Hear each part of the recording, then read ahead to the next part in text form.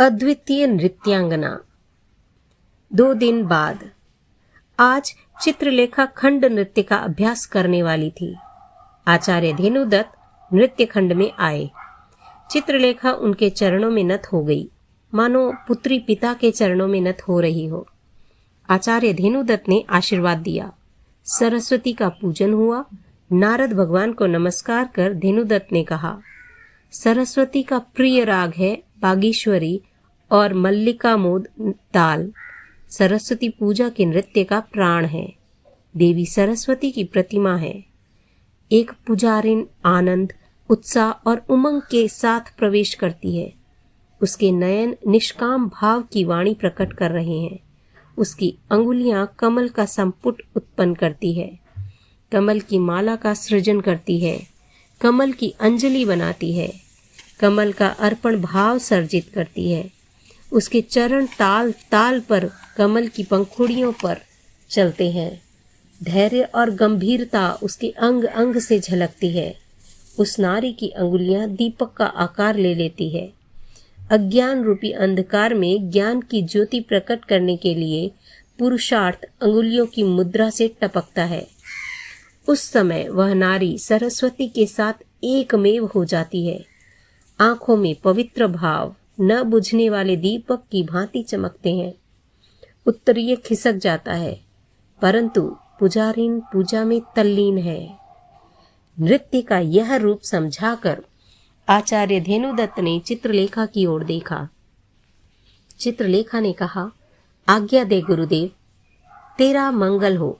आचार्य ने कहा और वह तत्काल नृत्य भूमि के पीछे चली गई। श्वेत धूम्र से सारे नृत्य भूमि व्याप्त हो गई। सौलक, सोमदत्त और दक्षक के वाद्य सरस्वती के प्रिय राग को जागृत करने लगे। मानो कि राग के स्वरूप में देवी सरस्वती मूर्त होने लगी और इतने में ही चित्रलेखा के नुपुरों की झंकार हुई। निष्काम साधना का थाल हाथ में लेकर मानो कोई मस्त पुजारिन आई।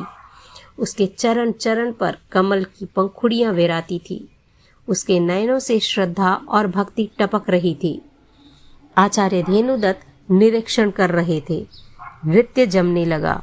आचार्य धेनुदत्त की दृष्टि दोष कर देखने के लिए तत्पर थी, परंतु लेखा की किसी भी मुद्रा में उन्हें दोष दृष्टिगत नहीं हुआ। लेखा की अंगुलियां दीपिकाकार बनी और उसके चरणों ने भुजंग त्रासित आकार ले लिया। आचार्य बोले, पुत्री, नृत्य में तल्लीन लेखा ने यह सुना ही नहीं। आचार्य ने पुनः पुकारा, पुत्री। वह संभली। आचार्य बोले, पुत्री, चरणों की भुजंग त्रासित मुद्रा अवगुंठन श्रृंगार में ही शोभित होती है, फिर यह दोष नहीं आएगा, कहकर चित्रलेखा ने पुनः नृत्य आरंभ किया। नृत्य पूरा हुआ। सभी आनंदित और आह्लादित थे।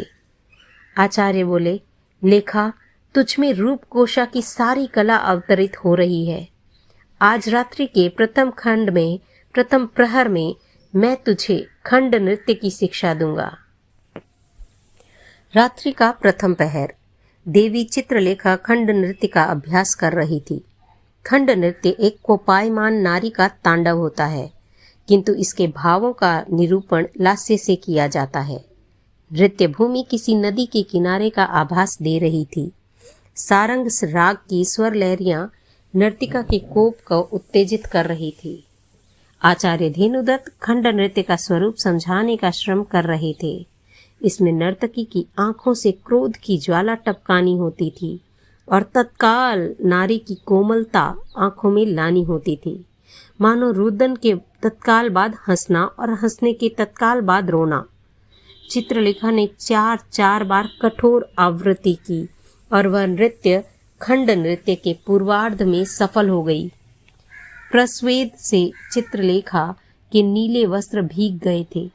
पसीना चू रहा था और दीपमालिका के प्रकाश में वह दृष्टिगोचर हो रहा था कि चित्रलेखा के कपोल पर मोती जैसे प्रस्वेद बिंदु चमक रहे थे, यानी पसीने की बूंदें चमक रही थी।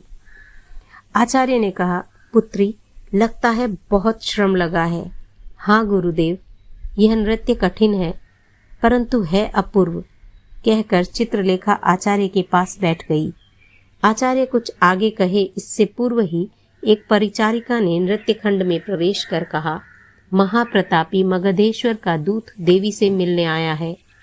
चित्रलेखा ने आचार्य की ओर देखा। आचार्य ने दृष्टि की भावना को समझकर कहा, नृत्य का पूर्वांग संपन्न हो चुका है, उत्तरांग समझाना शेष है। तुम दूत से मिलकर यहाँ आ जाओ, तब तक मैं सोमदत्त से बातचीत करता हूँ। सम्राट के दूत के रूप में सम्राट का रथपति कुमार नंदन आया था। वह चित्रलेखा की प्रतीक्षा में खंड में बैठा था। वस्त्र परिवर्तन कर चित्रलेखा वहां आई। चित्रलेखा को देखते ही कुमार नंदन खड़ा हो गया। चित्रलेखा ने धरती पर दृष्टि टिकाई कहा, मगधेश्वर की जय हो, कृपावतार की क्या आज्ञा है। चित्रलेखा का विश्वमोहक रूप देखकर कुमार नंदन स्तब्ध रह गया। क्या संसार में ऐसा भी लावण्यवती नारी होती है? वह नख शिख तक चित्रलेखा को देखता हुआ बोला, देवी, सम्राट ने आपका कुशल क्षेम पूछा है। कल मध्याह्न में युवराज श्री अपने 2 मित्रों के साथ चित्रशाला देखने पधारेंगे और आपका नृत्य भी देखेंगे। जैसी मगधेश्वर की आज्ञा। मगध के भावी सम्राट का मैं यथा योग्य आदर करूंगी। चित्रलेखा वहां से चली गई। कुमार नंदन भी अपने रथ में बैठकर चला गया। रथ में बैठते समय उसका मन बोल उठा, चित्रलेखा ऐसा रत्न है जिसको प्राप्त करने के लिए जीवन का कोई मूल्य नहीं है। बहन का वियोग। देवी सुनंदा मगध सम्राट धनानंद की राजनर्तकी थी। वह संगीत, नृत्य और कला की उपासिका थी।